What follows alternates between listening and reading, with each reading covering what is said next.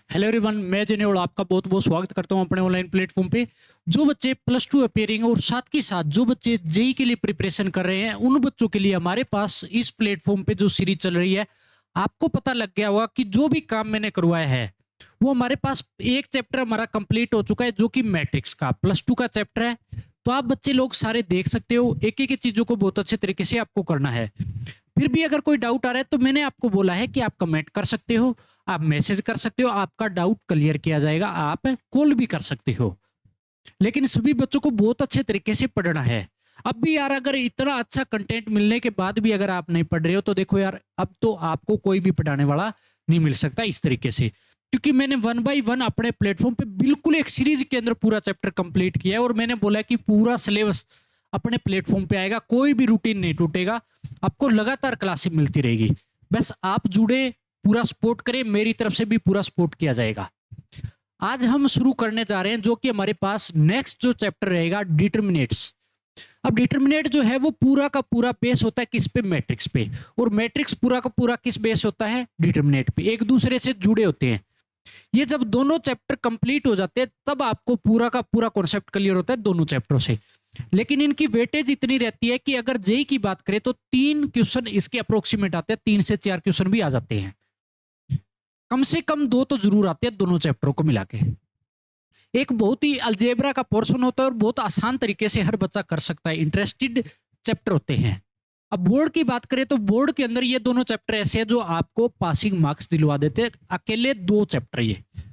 तो सभी बच्चों को बहुत अच्छे तरीके से करना, और मैं जो आपको करवा रहा हूँ एक अच्छे लेवल पे, कि इसके बाद आप आरडी शर्मा कर सकते हो, उसके बाद आपके जेई मेन और जेई एडवांस के प्रीवियस ईयर क्वेश्चन आप लगा सकते हो, कहीं पर भी आपको दिक्कत नहीं आएगी। मैं भी आपके लिए स्पेशल एक सीरीज लेके आऊंगा जिसके अंदर जेई मेन और जेई एडवांस के सारे क्वेश्चन मिलेंगे। हम लगातार मेहनत करेंगे, और इस मेहनत को ऐसे नहीं कि बीच में रोक देंगे, आपको लगातार लास्ट तक ये मेहनत दिखेगी। तो अब बात करते हैं कि हमारे पास जो चैप्टर रहेगा डिटर्मिनेट, डिटर्मिनेट के अंदर बिल्कुल बेसिक से चलते हैं। अगर डेफिनेशन की बात करूं तो डिटर्मिनेट सबसे पहले किस पे अप्लाई होता है ये चीज देखिएगा, कि determinate is possible only square matrix. Determinate जो है वो हमेशा किस पर, किसका पॉसिबल होता है? सिर्फ स्क्वायर मैट्रिक्स का। फॉर एग्जाम्पल, आपको दिया स्क्वायर मैट्रिक्स 3x3 ऑर्डर की, 2x2 ऑर्डर की, 1x1 ऑर्डर की। तो ये हमारे पास क्या है? स्क्वायर की फॉर्म है कि जितने नंबर ऑफ रो उतने ही नंबर ऑफ कॉलम होने चाहिए। अब इस केस में अगर बात करूं कि सबसे पहली चीज, अगर आपको दिया कि 2 का डिटर्मिनेट किया तो 2 के बराबर रहेगा, -2 का डिटर्मिनेट किया तो -2 रहेगा। ये जो होता है ये फर्स्ट ऑर्डर डिटर्मिनेट होता है। क्या होता है? First order determinate. अब बच्चा सोचेगा कि ये तो मैंने पीछे ये भी चीज पढ़ गई थी कि एक मॉडुलस भी होता है, वो भी तो इसी तरीके से लिखा था कि -2 वहां पे प्लस होता है, लेकिन ये मॉडुलस होता है ना कि डिटर्मिनेट। ठीक है, तो ये दोनों चीज अलग अलग है। यहाँ पे नेगेटिव जो है वो पॉजिटिव बार आता है, लेकिन यहाँ पे जो है डिटर्मिनेट के अंदर अगर नेगेटिव है तो नेगेटिव आता है। ये फर्स्ट ऑर्डर डिटर्मिनेट है, तो इसकी जो प्रॉपर्टी है वो अलग तरीके से काम करता है। अब अगर बात करें हमारे पास कि अगर जैसे कोई भी लीनियर इक्वेशन दे रखी है 2 वेरिएबल में, 3 वेरिएबल में, 4 वेरिएबल में, तो उनको ही डिटर्मिनेट के अंदर सोल्व किया जाता है। किस तरीके से? हम 2 वेरिएबल पे चलते हैं। सबसे पहले आपको बोला कि a1x plus b1y equal to 0 दे दिया, a2x plus b2y equal to 0 दे दिया। ये 2 इक्वेशन है। अब इनको मैं डिटर्मिनेट में कैसे सोल्व करूंगा? और इनका अलग तरीका हमारे पास क्या होता है कि सबसे पहले तो देखो, अगर इसकी बात करूं यहां से, तो मेरे पास जो बनेगा यहां से b1y इक्वल टू -a1x बन जाएगा ना? बनेगा नहीं बनेगा? अब मैं क्या करूंगा इस केस में, b1 तो इधर भेज देता हूं, x इधर ले आऊं, तो y अपॉन कितना हो जाएगा? x equal to -a1 upon क्या हो गया? b1।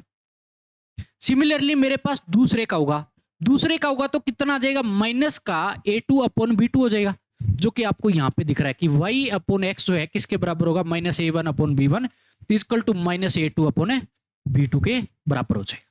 तो आप ऐसे भी कर सकते हो। तो अभी इस केस में अगर मेरे पास y अपॉन एक्स की वैल्यू अगर दोनों बराबर है तो यहां माइनस से माइनस कैंसल, तो प्लस की फॉर्म में आ जाएगा। तो अगर ये रिजल्ट आ गया, प्लस हो गया बोथ साइड, तो अगर क्रॉस मल्टीप्लाई कराता हूं मैं ऐसे, तो मेरे पास क्या बैठेगा? a1 b2 equal to a2 b1 बैठेगा। अगर ये बैठेगा तो अभी इस वैल्यू को मैं इधर उठा के लेके आता हूं, इधर फेंकूंगा, तो मेरे पास अगर प्लस के तो इधर आएगी तो क्या हो जाएगी? माइनस की हो जाएगी A2 B1 इजकल टू क्या हो जाएगा 0 हो जाएगा। तो मेरे पास क्या है A1 B2 minus A2 B1 is equal to क्या हो गया 0। अब अगर बात करूं कि मेरे को इस पे अप्लाई करना है कि डिटर्मिनेट में अगर बात करूं तो इसी इक्वेशन को कैसे यूज करना है कि मेरे पास A1 A2 जो x वाले हैं वो एक रो में या कॉलम में लिखे हैं तो मैंने रो में लिखा, y वाले जो कोफिशिएंट थे वो मैंने दूसरी रो में लिखे B1 B2 और इस पे डिटर्मिनेट का साइन लगा दिया जो कि मॉडुलस की तरह दिखाई देता है। और इक्वल टू मेरे को क्या प्रूफ करना है, ये वाला 0 के बराबर प्रूफ करना है।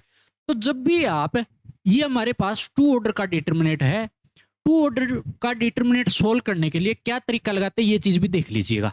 तो हमेशा इनकी आपस में क्रॉस मल्टीप्लाई, तो कितना हो जाएगा A1 B2 माइनस का साइन लगाना है हमेशा, इसकी और इसकी क्रॉस मल्टीप्लाई A2 B1 और इक्वल टू क्या बैठा है 0 के। तो इस तरीके से हम 2 ऑर्डर का डिटर्मिनेट सोल्व करेंगे तो ऊपर वाला सेम का सेम रिजल्ट बैठा है देखो। तो इस तरीके से आप डिटर्मिनेट के अंदर भी आप सोल्व कर सकते हो, लेकिन ये सेकंड ऑर्डर का डिटर्मिनेट कहलाएगा। कितने ऑर्डर का 2 ऑर्डर का डिटर्मिनेट कहलाएगा क्यों 2 रो है और 2 ही कॉलम है।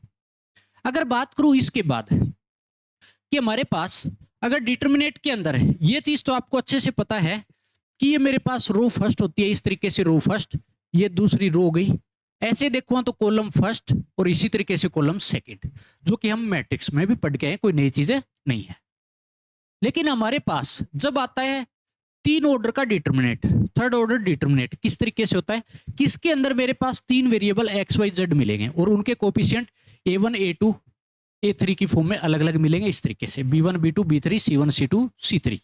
तो आपके पास देखो जो x वाले कोफिशिएंट है वो एक साथ लिख दिए मैंने A1 A2 A3 एक रो में, y वाले B1 B2 B3 C1 C2 C3 जैसे मैंने सेकंड ऑर्डर का लिखा था उसी तरीके।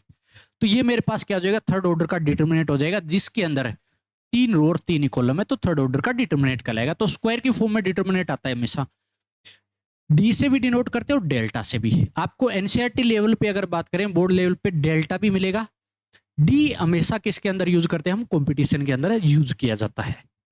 तो ये हमारे पास हो जाएगा डिटर्मिनेट जो कि थर्ड ऑर्डर का डिटर्मिनेट कहलाएगा। अब इस केस में अगर बात करता हूं, there are 6 ways to open third order determinant. जो थर्ड ऑर्डर डिटर्मिनेट जो है ना वो हमेशा 6 तरीकों से ओपन कर सकते हैं। कितने तरीकों से, 6 वेज, 6 तरीकों से ओपन कर सकते हैं। कैसे, फॉर एग्जांपल ये मेरे को डिटर्मिनेट दिया डेल्टा इज इक्वल टू, तो मैं सबसे पहले R1 से ओपन कर सकता हूं रो फर्स्ट से, दूसरा मैं R2 से, तीसरा R3 से, कॉलम फर्स्ट से, चौथा पार्ट हो गया, पांचवा पार्ट मेरे पास कॉलम 2, छठा पार्ट मेरे पास कॉलम है 3। तो ये 6 तरीके से होते हैं कोई भी डिटर्मिनेट को सोल्व करने के लिए। अब कैसे कि कोई भी एक रो से आपको ओपन करके दिखाता हूं किस तरीके से आपको ओपन करना है। तो मैं क्या करूंगा कि जब इसके अंदर साइन कन्वेंशन की बात आती है तो किस तरीके से यूज करने हैं। साइन कन्वेंशन क्या होता है कि हमने एडजॉइंट में भी पढ़ा था, प्लस माइनस प्लस, फिर minus plus minus plus minus plus. अब अल्टरनेट आते हैं हमेशा, ऐसे देखोगे तो प्लस माइनस प्लस चल रहे हैं, ऐसे भी जाओगे तो प्लस माइनस प्लस, तो अल्टरनेट चलने चाहिए हमेशा, इस बात का ध्यान रखिएगा। ऐसे नहीं कि माइनस माइनस एक साथ आ रहे हैं, प्लस माइनस प्लस ऐसे चलना है एक सीक्वेंस के अंदर। अब हमारे पास डिटर्मिनेट को सोल्व कैसे करेंगे इस बात पे हम ध्यान देते हैं कि आपके पास सबसे पहले ये हमारे पास कोई डिटर्मिनेट है, 3 ऑर्डर का डिटर्मिनेट है। तो मैं क्या करता हूं, कोई भी एक रो से ओपन करता हूं, R1 से ओपन कर देता हूं, क्योंकि डिटर्मिनेट किसी भी रो या किसी कॉलम से ओपन कर लो सेम रिजल्ट आता है। तो एक का अप्लाई करेंगे उसी तरीके से सब पे अप्लाई होता है। तो मैं अप्लाई करूंगा ओपन टू R1, किससे ओपन करता हूं, R1 से। अब मेरे पास क्या है कि सबसे पहला एलिमेंट R1 मेरे पास ये है, A1 एलिमेंट ले लिया, A1 एलिमेंट लिया तो मेरे पास इसके सामने वाली पूरी की पूरी रो और इसके एलिमेंट के सामने वाला पूरा कॉलम डिलीट हो गया। अब मेरे पास ये 4 बच गए, इसकी cross multiply B2 C3, minus का साइन लगेगा B3 C2। ठीक है, तो मैंने पहले एलिमेंट का उठा लिया। तो आपने एक चीज देखी होगी कि मैंने जो एलिमेंट उठाया उसका माइनर ऐसे ही निकालते जो अंदर वाला ये बैठा है। ये क्या मेरे पास M1, मतलब A1 का माइनर M1 नाम दे देता हूं, तो M1 मिलेगा ना माइनर A1 का, पता कि समझ में, इतने वाला जो ब्रैकेट में बैठा। अब मेरे को क्या करना है, अब दूसरा एलिमेंट उठाऊंगा R1 का, दूसरा एलिमेंट क्या A2, ये वाला डिलीट कॉलम, ये वाली रो डिलीट। तो बीच में ऐसे करना है आपको, प्लस का माइनस से शुरू करना है, आगे माइनस आएगा, जो कि ऊपर मैंने साइन दिखा रखा है, प्लस माइनस प्लस चलेगा तो माइनस आएगा, और A2 ले लिया मैंने।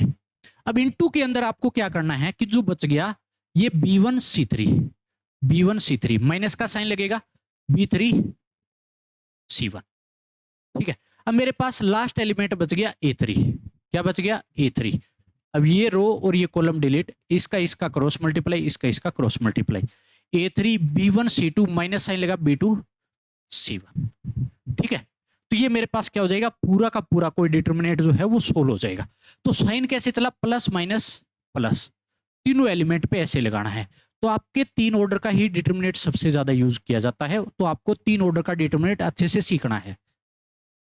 2 ऑर्डर का भी आता है, लेकिन सबसे ज्यादा 3 ऑर्डर का डिटर्मिनेंट यूज होता है हर बार इसी तरीके से। ये मैंने R1 से ओपन किया, R2 से भी कर सकते हो, R3 से भी, C1 से भी, C2 से, C3 से, सेम तरीका आपको लगाना है।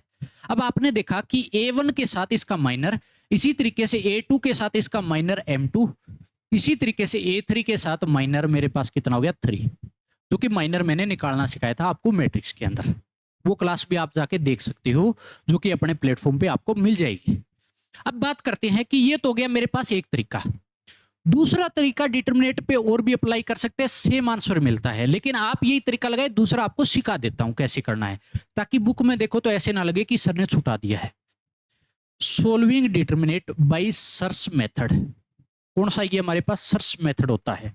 अब इसके अंदर क्या होता है ये चीज भी देख लीजिएगा, कई बार यूज भी कर लेते हैं बच्चे, कर सकते हो आप, कोई दिक्कत नहीं होगी। अगर स्पेसिफिक अगर बोले कि सर्च मेथड से, बोर्ड में तो बोलेगा तो उसी तरीके से करना पड़ता है, सर्च मेथड से बोले तो यूज करना है। अब इसके अंदर क्या है कि सबसे पहले ये डिटर्मिनेंट पूरा मेरे को दे रखा है, पहले 2 कॉलम C1 और मेरे पास C2, ये मेरे पास कॉलम को मैंने यहां पे लिख लिया, देखो C1 और C2। पहले 2 कॉलम को उठा के मैंने इस तरीके से दोनों कॉलम इस डिटर्मिनेंट के जस्ट बाद रख लिया। रखने के बाद क्या करना है ये चीज देखो, अब आपको क्या करना है, ऐसे क्रॉस मारो, इस कॉर्नर से लगोगे इस कॉर्नर तक जाओगे, A1 B2 C3, A1 B2 C3, plus का साइन लगाना है अगला हमेशा, ये बात याद रखिएगा। फिर अगले एलिमेंट पे ऐसे क्रॉस मारोगे, A2 B3 C1, A2 B3 C1, फिर प्लस का ही लगेगा। अब मेरे पास ऐसे डायगोनल मारोगे इस तरीके से, A3 B1 C2, A3 B1 C2, इस तरीके से इस कॉर्नर से लगा इस कॉर्नर तक मैं कंप्लीट कर लिया, प्रोडक्ट किया तीनों का और फिर सम कर दिया। ये मेरे पास ब्रैकेट में मैंने क्लोज कर दूं, आगे जो साइन लगेगा वो माइनस का लगेगा, किसका लगेगा, माइनस का बीच में। अब कैसे क्रॉस मारना है कि ऐसे चलूंगा मैं इस तरीके से, तो मेरे पास क्या है A3 B2 C1, देखो A3 B2 C1, फिर प्लस का साइन रखना है, ऐसे चलेंगे, मेरे पास कितना हो जाएगा A1 B3 C2, A1 B3 C2, plus का साइन लगा। अब इस कॉर्नर तक जाऊंगा पूरे तक, A2 B1 C3, A2 B1 C3, तो ये मेरे पास हो जाएगा डिटर्मिनेंट, जो कि कौन सा मेथड है, ये सर्च मेथड। तो इसमें तो क्या करते हैं, पूरी ब्रैकेट को पहले प्लस, इसको भी प्लस, और सिर्फ बीच में माइनस करते हैं। ऐसे चला मैंने, प्रोडक्ट किया, फिर सम, फिर माइनस का साइन लगाऊंगा, फिर ऐसे चलूंगा मैं हमेशा, ठीक है। 3 का प्रोडक्ट होगा और बीच में प्लस हो जाएगा 3 बार, दोनों ब्रैकेट में 3 बार सम होगा। तो इस बात का ध्यान रखिएगा। तो ये और ये हमेशा सेम रिजल्ट देगा, जैसे ही अंदर भेजूंगा ना, देखो A1 B2 C3, A1 B2 C3, plus का है, ये माइनस वाला इसके साथ जाएगा तो प्लस बनाएगा ना, A2 B3 C1, A2 B3 C1, इसी तरीके से A3 B1 C2, A3 B1 C2, ये तो प्लस वाले हो गए। इसी तरीके से माइनस वाले बिठाऊंगा तो माइनस कॉमन लेके जो माइनस वाले बनेंगे उनको एक साथ बिठा दिया, तो सेम आंसर मिलेगा दोनों के अंदर।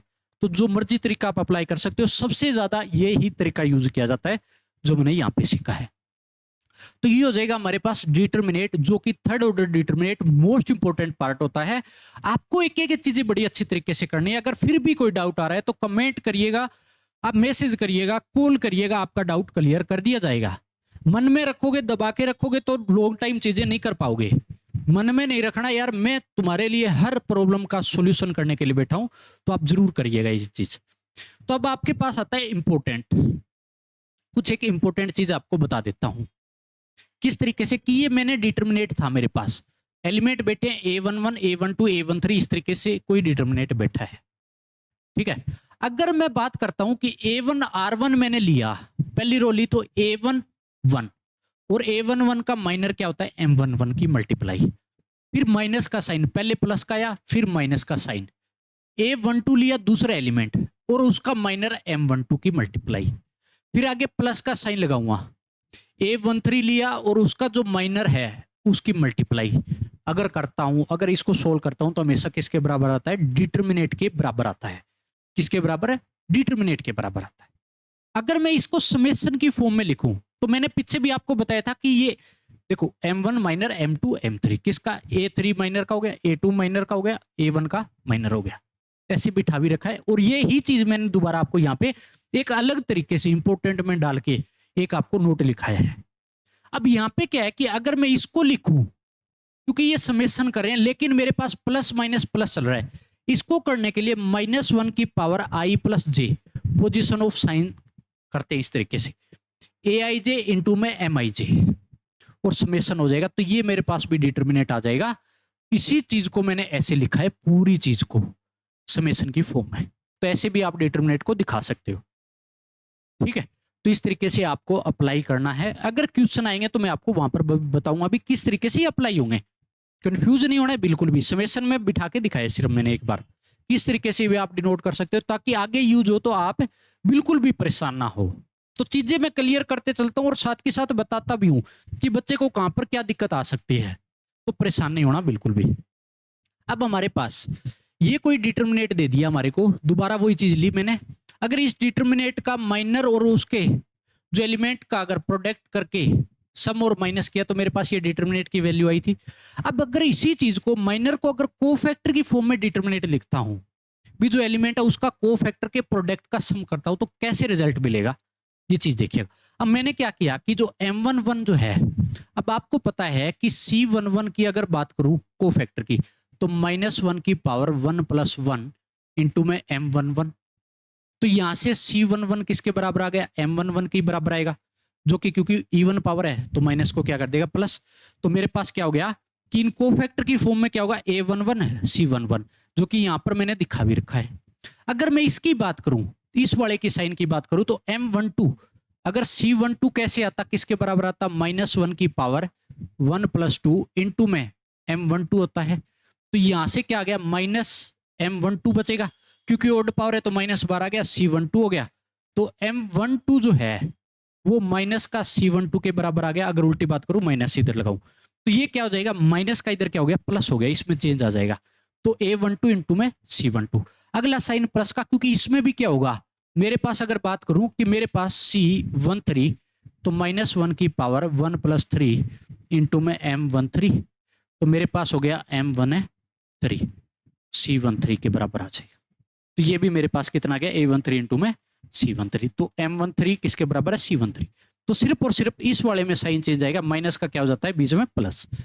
तो कोफैक्टर में हमेशा क्या होता है, डिटर्मिनेट जब भी निकालते हो, जो एलिमेंट लिया उसका जो कोफैक्टर के प्रोडक्ट का अगर मैं सम करता हूं, जैसे पहली रो मैंने डिटर्मिनेट की ली और उसी के कोफैक्टर जो एलिमेंट थे उसके कोफैक्टर का अगर प्रोडक्ट करके उन एलिमेंट के साथ अगर मैं सम करता हूं, तो हमेशा क्या मिलता है आपको, डिटर्मिनेट की वैल्यू मिलती है। इस बात को ध्यान रखिएगा, आगे जाके प्रॉपर्टी भी आएगी इस पे। अब हमारे पास इसको अगर लिखूं तो डिटर्मिनेट क्या हो जाएगा, समेशन में aij इंटू में Cij, प्लस में ओपन होगा, जैसे ही i और j की 1 1 1 2 वैल्यू पुट करूंगा तो मेरे पास सेम, क्योंकि इसमें प्लस है तो -1 की फॉर्म दिखाने की इसके साथ है, समेशन में जरूरत नहीं पड़ती है, पता है। तो इसी चीज को ऐसे भी लिख सकते हो समेशन की फॉर्म में बोले तो ये हमारे पास हो जाएगा डिटर्मिनेट को सोल्व करने का तरीका, जो कि बड़े आराम से और बड़े प्यार से आपको चीजें करनी है, जैसे जैसे मैं करवा रहा हूं। अब उसके बाद हमारे पास आता है रिमार्क।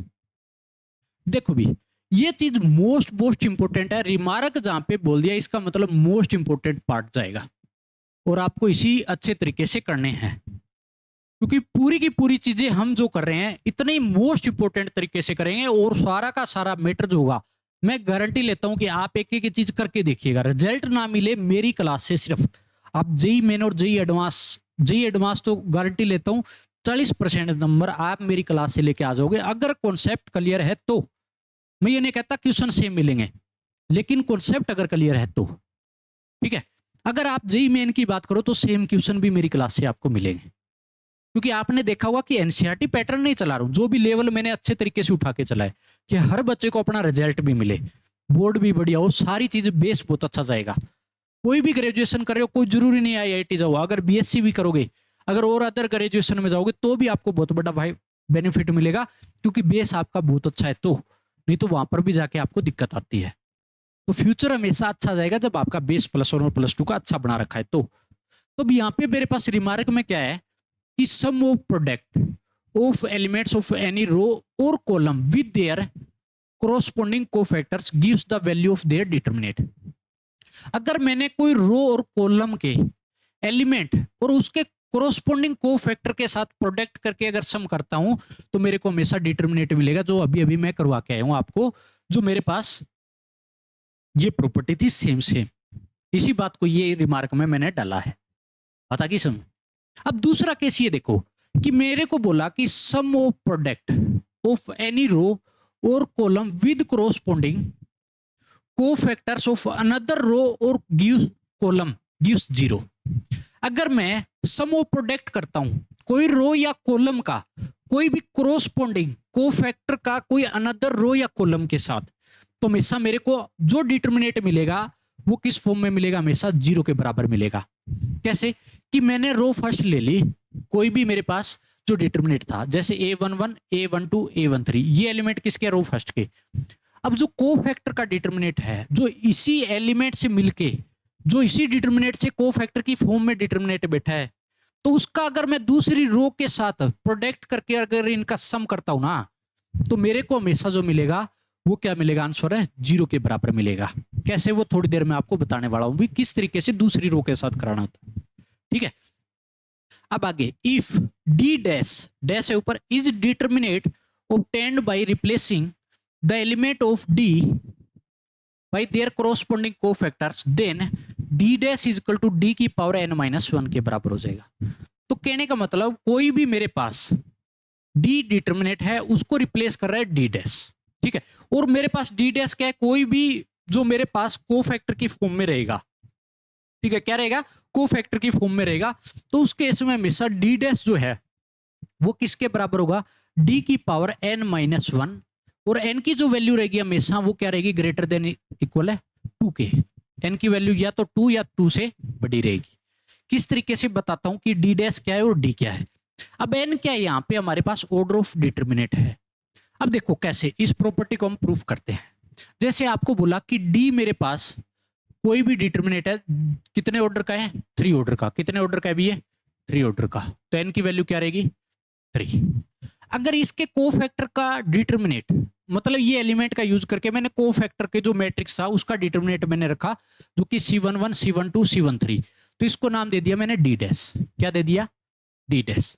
अब अगर इन दोनों को कंपेयर करता हूं तो मेरे को क्या मिलना चाहिए, ये चीज देखो कि according to law written above d dash is equal to d square को d डैश किसके बराबर लिखना है, d स्क्वायर के। कैसे कि मैंने ये बोला था कि d डैश जो है वो किसके बराबर आएगा, d की पावर n-1, जो कि मैंने ये ही बोला है, d डैश d की पावर n-1, जो कि n क्या रहेगा, ऑर्डर ऑफ डिटर्मिनेट। अब ऑर्डर ऑफ डिटर्मिनेट कितना है, 3, तो d की पावर 3-1 d डैश के बराबर, तो d डैश जो है वो किसके बराबर आ जाएगा, d स्क्वायर के। किसके बराबर आ जाएगा, d स्क्वायर के। ठीक है, तो d डैश हमेशा किसके बराबर होगा, d स्क्वायर के। तो आपको इस तरीके से ये प्रूफ करना है हमारे को, जो लॉ हमने अप्लाई किया। तो क्या करूं इस केस में, अब एक चीज और देखो कि इन determinant 4 types two multiplication possible. Determinant में जो है वो 4 तरीके से मल्टीप्लिकेशन पॉसिबल होती है। जैसे मैट्रिक्स में रो इनटू कॉलम करते हैं, इसमें 4 तरीके से पॉसिबल होती है। कैसे देखो कि रो इनटू रो करा सकते हो, कि रो की रो के साथ मल्टीप्लाई रो में लिखते चलो, रो इनटू कॉलम करा सकते हो, कॉलम इनटू रो करा सकते हो, कॉलम इनटू कॉलम करा सकते हो। इतने तरीके से डिटर्मिनेट के आपस में मल्टीप्लाई करा सकते हो, 2 डिटर्मिनेट अगर मल्टीप्लाई कराना हो तो। कैसे, ये चीज देखो। अब ऊपर वाला प्रूफ क्या होगा कि मेरे पास d क्या था, ये वाला, और d डैश की मल्टीप्लाई करा रहा हूं जो कि कोफैक्टर की फॉर्म में डिटर्मिनेट था। अब इन दोनों की जब भी मल्टीप्लाई कराऊंगा तो मैं क्या करा रहा हूं, मल्टीप्लाइंग रो इनटू रो करा रहा हूं, रो की रो के साथ, और रो में लिखते चलेंगे। कैसे, ये चीज देखो। अब मैं क्या करूंगा कि मल्टीप्लाई कैसे कराते हैं, पहली रो इस पहली रो के साथ कराऊंगा, तो A11 C11 के साथ मल्टीप्लाई, प्लस का साइन A12 C12 के साथ मल्टीप्लाई, प्लस का साइन A13 C13 का मल्टीप्लाई, इसका साइन।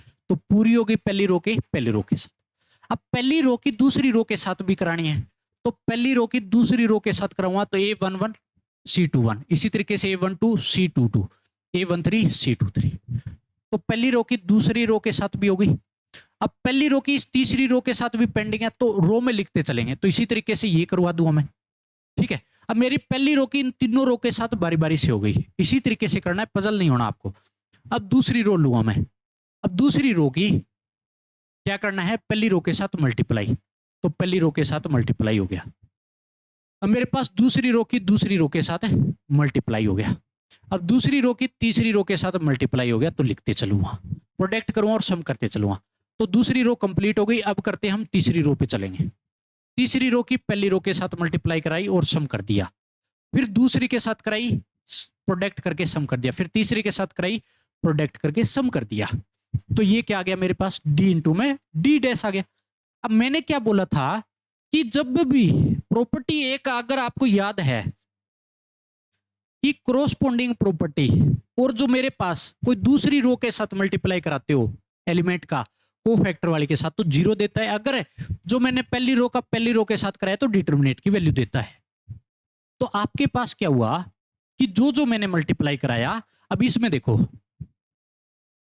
इसमें आपको ये चीज दिखाता हूं कैसे मल्टीप्लाई देखना है आपको, कि मैंने इस पहली रो की इस पहली रो के साथ करवाया, ठीक है, पहली रो की पहली रो के साथ करवाया, तो ये बैठा है, तो डिटरमिनेंट की वैल्यू मिलेगी आपको, मतलब डी के बराबर मिलेगा रिजल्ट। अगर मैंने पहली का दूसरी के साथ करवाया ये वाला, तो ये आपको मिलेगा जीरो। तीसरी के साथ करवाया तो भी क्या मिलेगा, रिजल्ट है जीरो डिटरमिनेंट का। इसी तरीके से देखो दूसरे वाला, अलग अलग पेन यूज करके बता देता हूं। इसका अगर मैंने इसके साथ करवाया तो ये वाला बैठेगा बीच में, ये भी डी की वैल्यू देगा। बाकी के साथ जो करवाएंगे ना, इसका भी जीरो मिलेगा, और ये वाला भी क्या देगा आपको, जीरो देगा, ठीक है, अलग के साथ कराऊंगा तो। इसी तरीके से अगर मैं बात करूं तो मेरे पास एक और बच गया कि मैंने तीसरी रो की इस तीसरी रो के कोफैक्टर के साथ मल्टीप्लाई कराई, तो मेरे पास ये वैल्यू डिटरमिनेंट देगा, बाकी का क्या देगा, जीरो, ये भी क्या देगा, जीरो, जो कि यहाँ पे बैठा है। डी डी डी डैश किसके बराबर हो जाएगा, ये डिटरमिनेंट बन जाएगा, ये वाला भी डिटरमिनेंट, ये डिटरमिनेंट, बाकी क्या बन गए, ये सारे के सारे जीरो बन गए। अब डिटरमिनेंट को ओपन करूंगा मैं, डिटरमिनेंट को ओपन करूंगा तो डायगोनल है, तो वैसे भी इनका क्रॉस मल्टीप्लाई करा दो, ये भी बोला है डी क्यूब हो जाएगा डायरेक्ट। अगर प्रॉपर तरीका करोगे तो कैसे करेंगे, सबसे पहले देखो मैं R1 से ओपन करता हूं, किससे, ओपन टू R1, तो मेरे पास आया सबसे पहले डी आया, तो इसकी इसकी cross multiply D square, minus का साइन लगा, इसका जीरो गया। अब अगला जीरो है तो जीरो के साथ कुछ भी मल्टीप्लाई ब्रैकेट जीरो जाएगा, अगला भी जीरो, तो जीरो के साथ जीरो रहेगा। तो देखो ये अंदर गया तो डी क्यूब हो गया, कितना बचेगा, डी क्यूब, बाकी क्या हो गया, जीरो। अगर सम होगा तो कोई फर्क है नहीं पड़ेगा। तो मेरे पास यहां से डी इंटू में डी डैश किसके बराबर आ गया, डी क्यूब के बराबर आ गया, जो कि आपके पास ये रिजल्ट यहाँ पे बैठा है, डी डैश डी क्यूब के बराबर। तो एक डी कटेगा, क्योंकि डिटरमिनेंट हमेशा क्या देता है, वैल्यू, तो आपके पास डी डैश किसके बराबर मिलेगा, डी स्क्वायर के। तो ये हमारे पास प्रूफ हो गया, जो कि ला आपको क्या करना था, प्रूफ करना था, जो कि ये वाला जो केस था मेरे पास, कि डी डैश डी स्क्वायर के बराबर होता है। तो आपको इसी तरीके से सारे के सारे रिजल्ट करने हैं, बहुत अच्छे तरीकों से मैंने एक एक कॉन्सेप्ट आपको कराए हैं, और आपको भी इसी तरीके से प्रॉपर तरीके से करने हैं, कोई भी चीज छोड़नी नहीं है। अगर 1 बाई 1 अगर एक्यूरेसी के साथ चलते हो तो हमेशा बढ़िया रिजल्ट मिलता है। एक्यूरेसी का मतलब हो गया कि कॉन्सेप्ट आपके क्लियर है, जब क्वेश्चन करने बैठोगे तो आपसे क्वेश्चन बहुत अच्छे तरीके से हो जाएंगे, नहीं तो पॉसिबल है नहीं होते हैं। तो इस बात का ध्यान रखिएगा, एक एक चीज बहुत अच्छे तरीके से करिएगा, कमेंट करिएगा, आपका डाउट क्लियर किया जाएगा। फिर आपको बार बार बोलता हूं कि डाउट मन में नहीं रखना, डाउट रखोगे तो आपके क्वेश्चन भी अटकेंगे, प्रीवियस ईयर के भी, +2 के भी, सब जगह प्रॉब्लम आएगी। तो ऐसा काम आपको बिल्कुल नहीं करना है। तो जुड़े रहिए अपने प्लेटफॉर्म पे, आपको टेलीग्राम चैनल पे भी जुड़ जाइए, जो कि आपको डिस्क्रिप्शन में लिंक मिल जाएगा, और साथ के साथ हमारे प्ले स्टोर पे आपको एप्लीकेशन भी मिलेगी अजय न्योल मैथमेटिक्स के नाम से। तो वहां पे क्या करोगे आप, अगर वहां से अगर ये वीडियो देखने है तो वहां पर भी आपको परमानेंट मिल जाएगी, कभी भी आप जाके देख सकते हो, और साथ के साथ हैंड रिटन नोट्स भी आपको प्रोवाइड करवा दिए जाएंगे। तो आपको बहुत अच्छे तरीके से पढ़ना है और मजे करते रहना है। करिए एंजॉय और पढ़ाई करते रहिए।